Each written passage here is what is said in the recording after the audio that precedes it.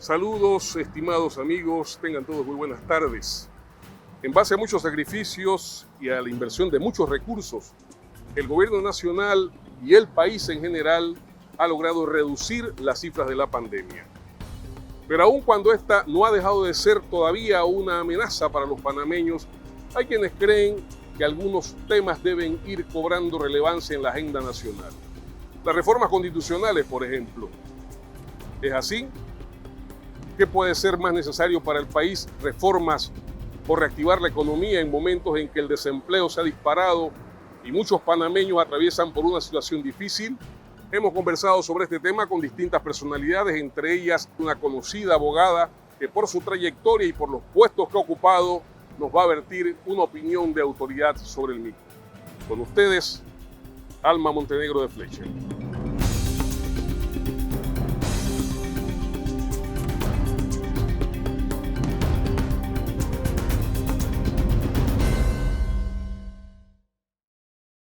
Por estos días, en efecto, está planteado el tema de las reformas constitucionales y hay algunas corrientes, ¿verdad?, que plantean distintas vías para esto. Pero nosotros, más que entrar en la polémica, quisiéramos, hombre, que usted de manera docente hablara a nuestro público sobre cuándo son necesarias estas reformas, qué es lo que realmente se plantea en una coyuntura determinada para decir, hombre, necesitamos reformas constitucionales.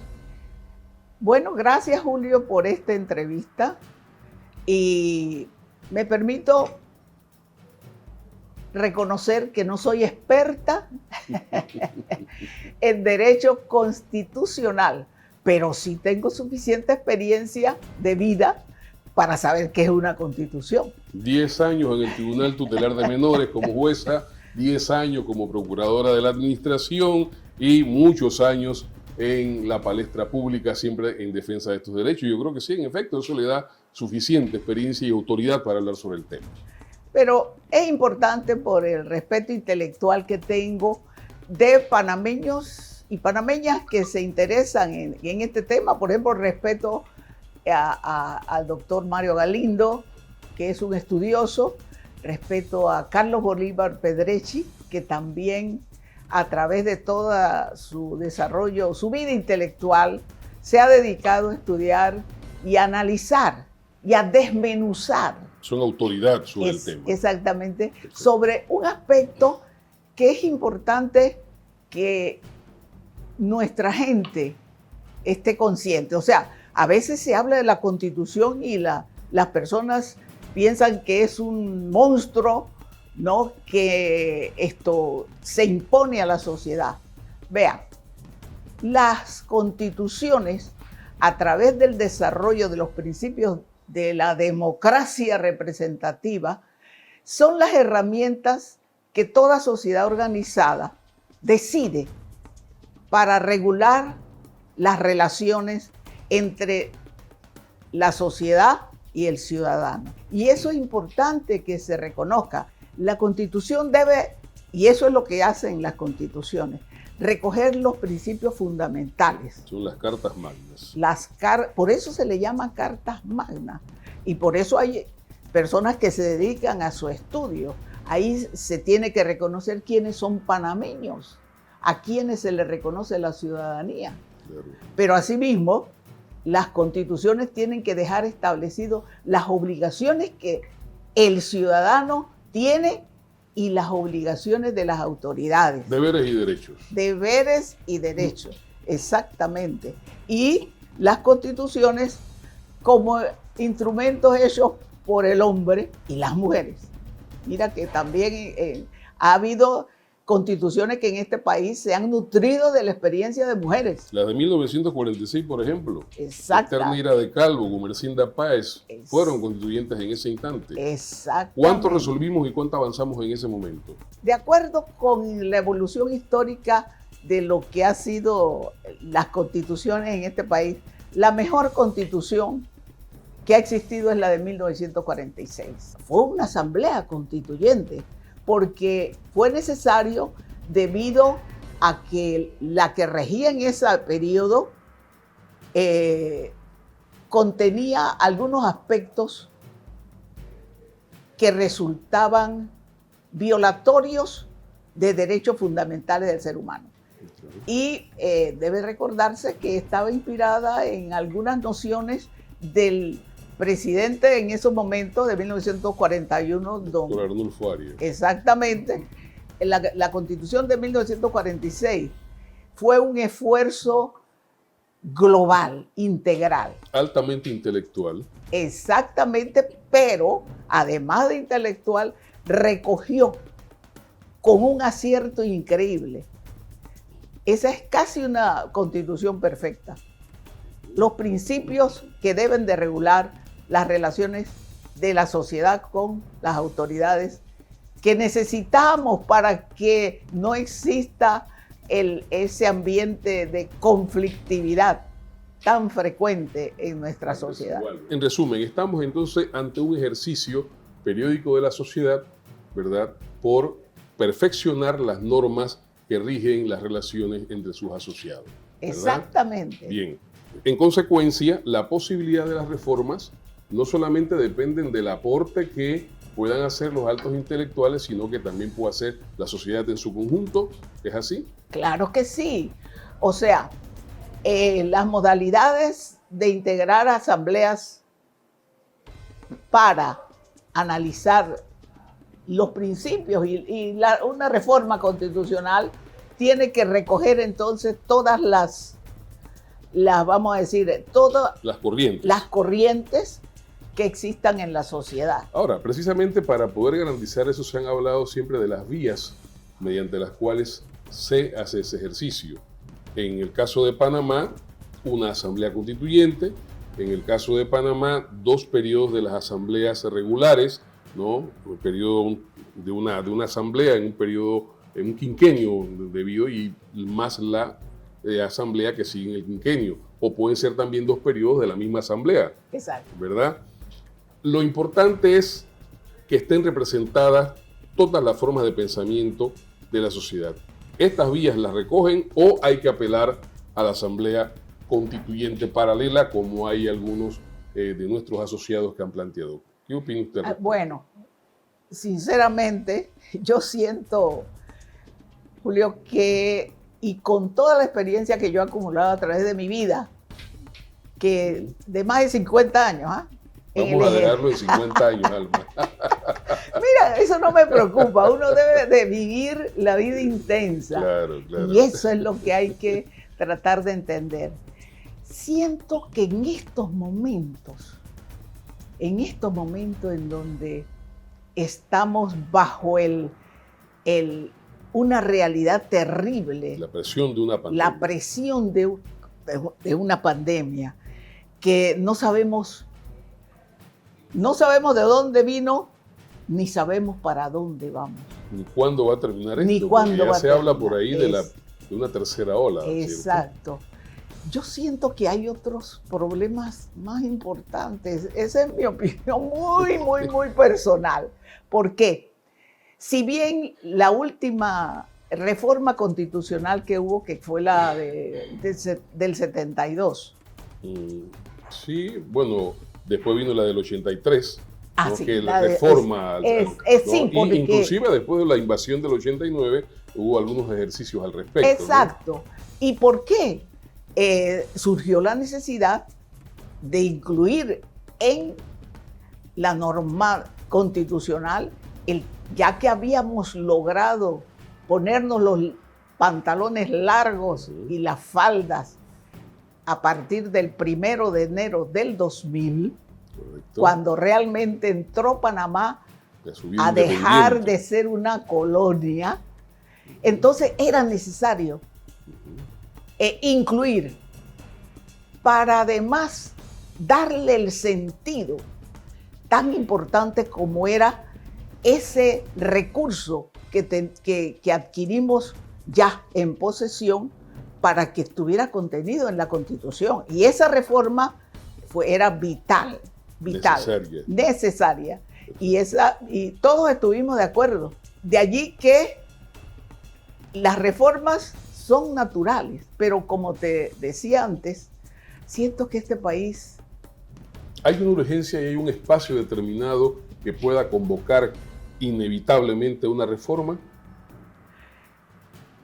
¿O hay otros en los que de repente pueden postergarse? Por ejemplo, en el caso de Panamá, se ha venido hablando de reformas en los últimos 10, 12 años. Inclusive ha sido tema para los distintos torneos electorales. Sí. Inclusive muchos de los candidatos se comprometieron a hacerlo. Y recuerdo que para el quinquenio 2009-2014 se hablaba de reforma, para el quinquenio 2014-2018 se habló de reforma y nunca se hicieron, ¿no? Sí. Y el país siguió andando, ¿verdad? Sí. Lo que me parece, no sé si usted coincide con nosotros en esto, en que pueden ser necesarias pero no son imprescindibles. Lo que estoy recordando es que en el último esfuerzo que se hizo, que se concretó en un producto realmente importante dirigido por el doctor Rolando Murgas. Correcto. Que produjo a través de la concertación, mira, una propuesta bastante completa que, vamos a decir, complementaba los detalles que es necesario ajustar en la Constitución. Y lamentablemente el gobierno de ese momento no le prestó ninguna consideración, pero ese proyecto fue un proyecto bien elaborado porque se concertó. Bueno, es que correcto, fue el tema de la concertación. Claro. Se logró una representación realmente general del país. Y yo creo que de repente ese mismo proyecto, quién sabe, podría hasta servir de base. Hasta podría servir de base. Pero bueno, como te decía, no hay textos legales perfectos. Claro. La perfección realmente no existe. Aspiramos a ella. Y en este sentido, esta sería, mira, una buena base. Claro. Una buena base para, en el caso de que se considerara, se decidiera entrar en un proceso de reforma de la Constitución, podría servir. Pero, mi opinión muy personal, después de mi experiencia en el desarrollo de este país, en la evolución institucional que ha habido, ahora mismo yo siento que hay otros problemas y temas que son más importantes. Ahora mismo lo que hay que buscar son los mecanismos y actividades que mejoren y superen el tema de la pobreza que la pandemia ha agudizado. Ha exacerbado todo esto, exacerbado. ¿No? Aquí este país siempre ha sido desigual. Aquí se concentra toda la economía en el área de tránsito. Exacto. Y eso ahora mismo ha agravado los problemas de la población. El 28 de noviembre de este año cumplimos 200 años de habernos separado, de habernos independizado categóricamente de España. Y en función de eso, el gobierno ha impulsado lo que se conoce como Pacto del Bicentenario Cerrando Brechas, ¿no? Y desde noviembre del año pasado se inició un proceso de consultas que arroja casi 200.000 propuestas de distintos sectores. ¿No cree usted que este es un buen punto de partida para poder impulsar reformas constitucionales? Creo que sí. Las consultas, en este caso ya no es percepción. Exactamente. Es lo que la gente dice. Sino que es la recepción de las principales preocupaciones de la gente.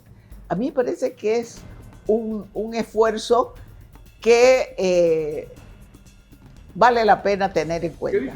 La consulta del Bicentenario debe de agotar todos estos aspectos para poder que se pueda aprovechar ese camino que se está señalando por la gente, sobre cómo cuáles son sus principales preocupaciones y prioridades. Exacto. Y que esto entonces sirva como de el inicio de una plataforma, porque no hay cosas perfectas. Pero en la comunicación, esto es lo importante del Pacto del Bicentenario. Pero hablemos un poquito de lo que puede ser la participación del hombre común, del hombre de a pie, del panameño de a pie, como usted lo decía hace un momento. Porque, por ejemplo, en el caso de la constituyente paralela, se hablan de 500.000 firmas, ¿verdad?, que potenciarían a representantes, a otras personas, ¿verdad?, que hablarían por. Mientras que, en el caso del Pacto Bicentenario, nadie habla por, ¿no? El panameño de a pie ha hecho su propuesta, está allí consignada con su firma, con su huella, si se quiere, ¿no?, en audio, escritos, etcétera, etcétera, ¿no? Y como usted decía hace un momento, con las prioridades que el panameño tiene. Por eso preguntaba, ¿podría servir esta plataforma como una vía para ayudar a que una reforma constitucional fuera mucho más justa o se ajustara un poco más a los requerimientos sociales? Panamá ha tenido el gran privilegio de haber gozado de avances civilizatorios, como decía don José Dolores Moscote, y no solamente él, Eusebio Morales, también cuando examinaban que este Panamá, que se había ido formando con 250.000 de personas e iba evolucionando, pero al mismo tiempo iba gozando de los privilegios de la presencia de la civilización norteamericana aquí. Los norteamericanos ayudaron a que se abrieran escuelas, claro, centros de adiestramiento. Todo un proceso sanitario en este Panamá. Exacto, pero entonces, ¿qué se acostumbró el panameño y la panameña y los panameños en general? A gozar de los adelantos de la civilización, pero nuestra cultura, nuestro conocimiento de la historia se mantuvo hasta ahora. ¿Deben ser entonces las reformas constitucionales un mecanismo para ampliar el nivel de participación de los panameños? Claro que sí, por supuesto, porque tenemos... No es nada ajeno a nuestra sociedad. No hay. Es parte de nuestra vida. Es parte, exactamente. Es decir, nuestra idiosincrasia. Primero, que los panameños y panameñas somos buenos, somos solidarios, somos dispuestos, además, si se violan nuestros derechos, a reclamarlos. Claro. ¿Ves? Pero siempre estamos dispuestos a hablar. Y eso es lo que no debemos de perder. Doña Alma, necesitamos en estos instantes obligatoriamente cumplir con las reformas, o podríamos postergar eso un poco en función de las prioridades que tenemos actualmente. Sinceramente, yo creo que hay cosas más urgentes, como es el tema de la pandemia, de la crisis económica. Creo que son más importantes que un ejercicio netamente político. Mire, tenemos que mejorar nuestra cultura del respeto a vivir en sociedad organizada. Tenemos que acostumbrarnos a cumplir con las normas que están vigentes. Sí, hay aquí en este país hay demasiadas leyes, demasiados decretos, demasiado. Y no hay realmente seguimiento porque no hay articulación entre los tres órganos del Estado. Y a veces Estado. parece que no hay voluntad política para hacerlo. También. Pero sí nos disponemos, claro que podemos salir adelante y podemos vencer todas estas dificultades.